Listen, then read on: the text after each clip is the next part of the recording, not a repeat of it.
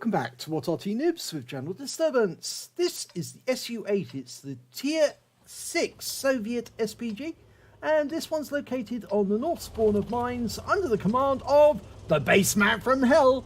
This time he's not in a tank, he's in an Arty, and yeah, well, this is quite an interesting Arty. It's got a 152mm howitzer, and it's based on the chassis or the hull of a T-28.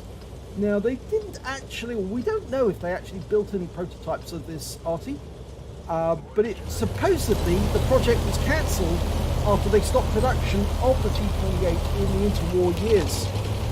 But it's actually got the second best TPM of all the Tier 6 Artys, the best being the FV304, the Burt, and this one comes after it. It's got a slower reload than the M44 and the Burt.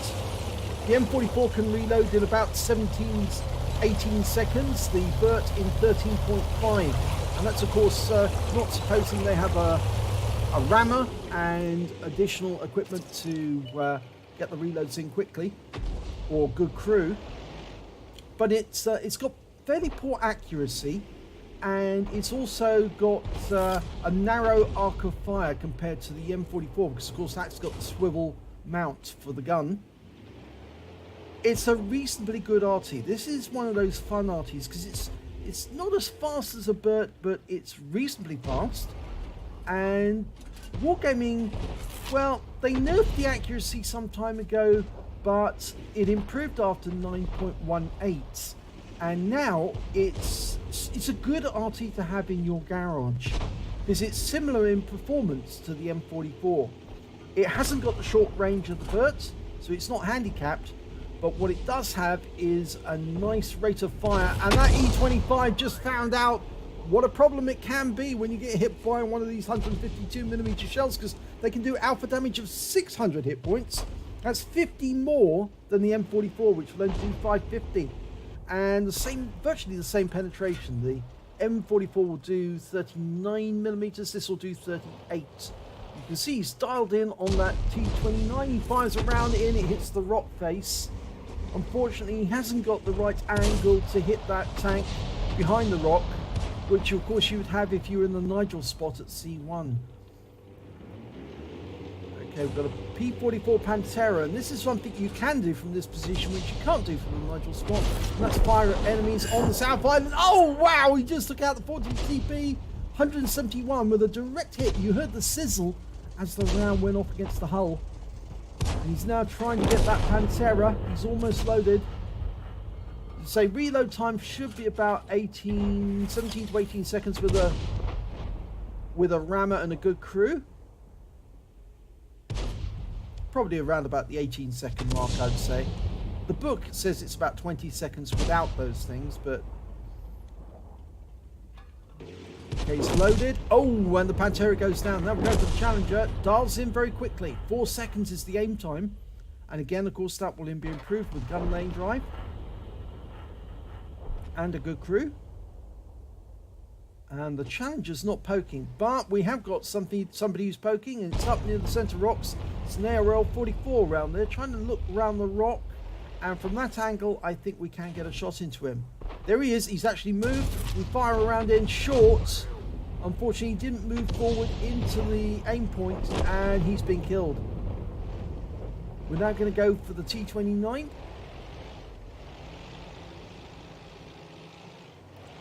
I think we did pick up some stun assist off that ARL, by the way, so that's useful. Oh no, I think because of the narrow arc of fire, the T29 moved to the edge of the arc of fire, and he got reticule bloom just as he was about to shoot, and the shell went over the top of the T29, exploded harmlessly behind him. Okay, so we've got a T-34-1 Chinese medium coming up on the middle island, and we've switched over to behind the castle. See if we can see that T-29. There he is. But that T-34-1 is a bit of a threat to our teammates, so I do hope that Bassman switches back. He fires at the T-29. It looks like that probably would have splashed next to him. Yeah, that T-34-1 is a bit of a problem now. He's getting hit, and it looks like he was hit by an AMX-13 F3 on our team. Dialing in. Round out. Oh, no, went long again, but it stunned him. That's the problem with this position, you see. Although it is actually quite useful for shooting onto the South Island on the west side, the problem is that once you're actually they're over that island, they can see you directly. And that means you're going to get shells coming in. So you have to hide behind this rock in order to still shoot at the enemy and not be taken out. Of course, if you are seen, your sixth sense goes off, it's more than likely the enemy Arty is already dialing in on your position. And in this game, the enemy does have an AMX-13F3 and an M44, and they would try to hit him straight away. Now, he can't shoot at that Churchill because that rock to his left is in the way, but he's adjusted his position and he's now trying to get shots on him.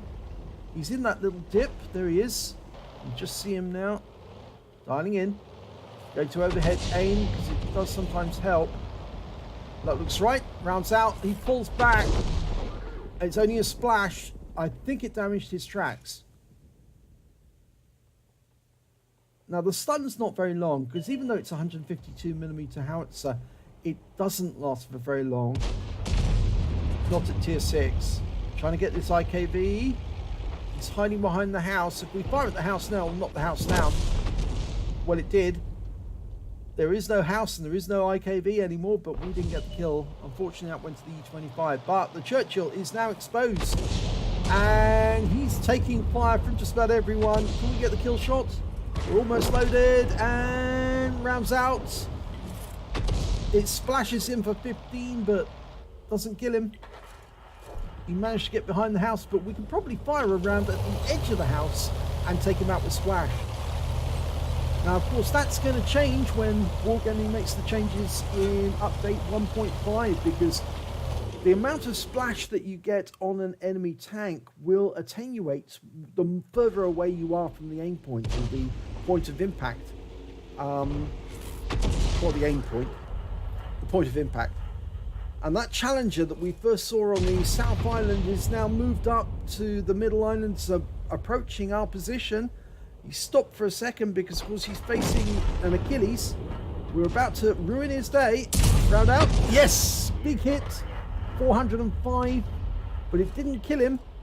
It's just made his game a little more difficult because now he's receiving fire and he won't last very long.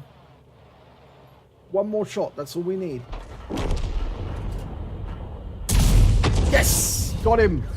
That means there's only 3 enemies left. A heavy tank, the 45 TP, and 2 Artys.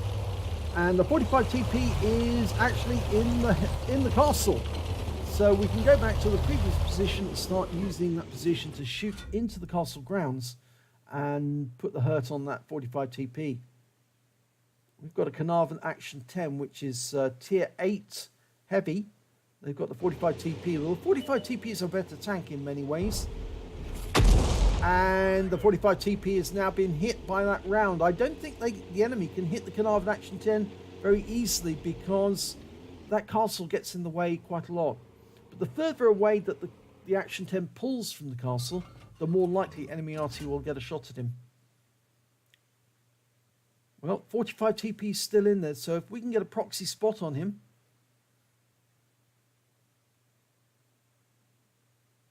The KV-13 has found and killed one of the RT, killed the M44.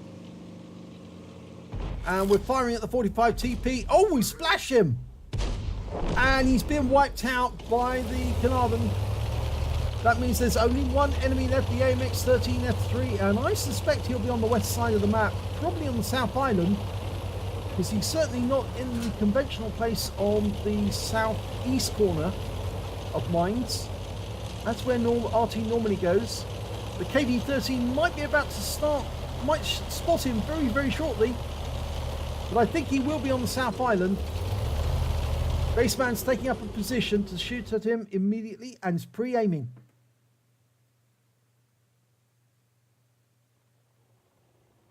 Luckily, it looks like this AMX-13 is going to try and fight. There he is. He's been spotted. He's a little further north than we anticipated. Dialing in. Oh, we just took a big big hit. We fired at the Carnarvon, and Baseman finishes him off with a small splash. 15 hit points. In fact, I think that was the direct hit, actually. But it wins the game. Let's have a look at the end of battle stats. It's an ace tanker for the BassmanFromHell in the SU-8. In fact, it's his first ace tanker in the SU-8.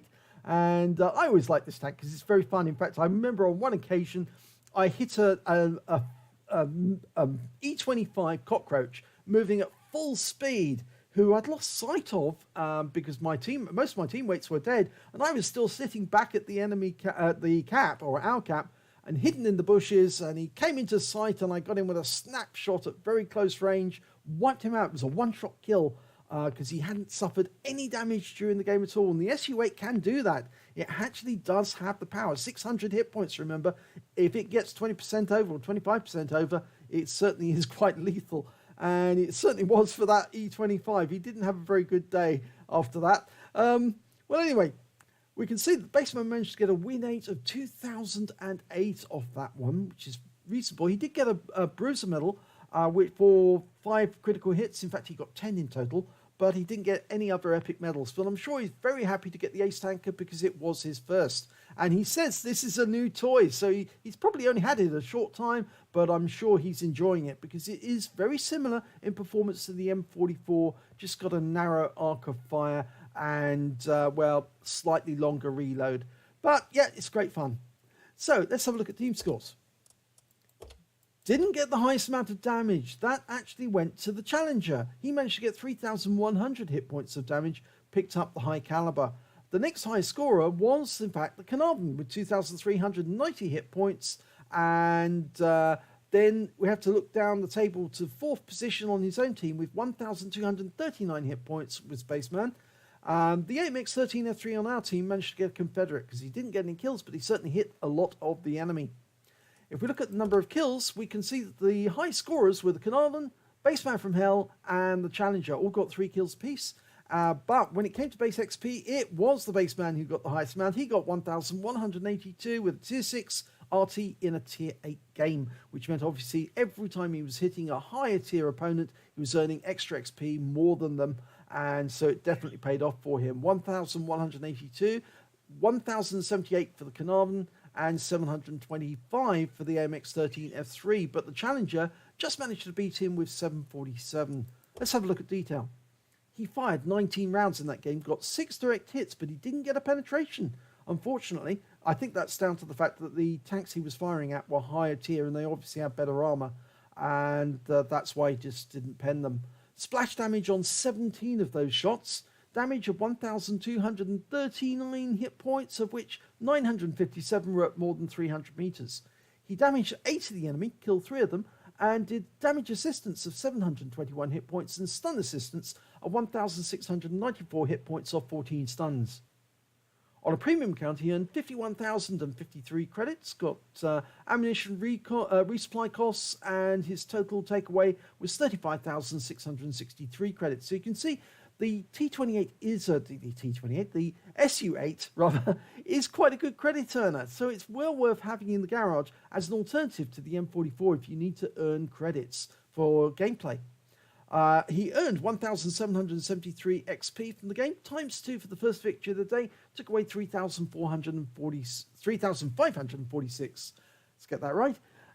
So he's certainly enjoying his new toy, and that was a really good performance in the SU-8. I'd say definitely get one if you are an Arty player, or even if you're not an Arty player and you just want to earn some credits. This is the way to do it. It's one of those tanks that you must have in your garage if you want to earn enough credits to play your tanks. So, if you enjoyed that replay, please give it a like and do subscribe to our channel, and hopefully it'll be your replay that I'll be featuring in the next video.